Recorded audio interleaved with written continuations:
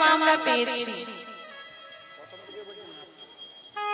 জানেন এই দেহটা পাওয়ার জন্য কত কাকুতি মিনতি, কত নিবেদন, কত নয়নের বাড়ি পরিশ্রম করেছি, কত কেঁদেছি শুধু এই দেহটা পাওয়ার জন্য।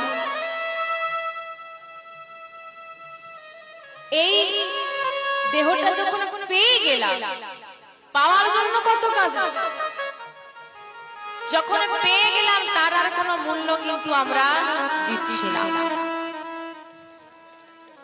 আবার অনেকে এখন প্রশ্ন করে, হ্যাঁ গো নাম করি কি হবে, বড় লোক হয়ে যাব, কেউ কিছু দিয়ে যাবে কিংবা নাম করলে কি পাবে তুমি? আচ্ছা একটা ছোট্ট কথা শুনে রাখি, আজকে এখানে আমাকে কেন আনা হয়েছে? আমাকে কেন আনা হয়েছে? নাম করার জন্য। আমার ভক্তরা এসে সব বসে আছে, আর আমি বাবা ঘুমোচ্ছি, আমাকে ডাকাডাকি চলছে, আমি হচ্ছি ঘুম পেলে মানুষ ঘুমোবে না, তাই তো?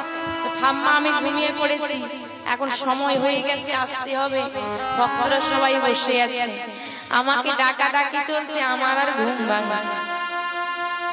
আচ্ছা মা, আমি যদি না ঘুম থেকে উঠি আর না এখানে আসি, বাবারা আমাকে কি করবে?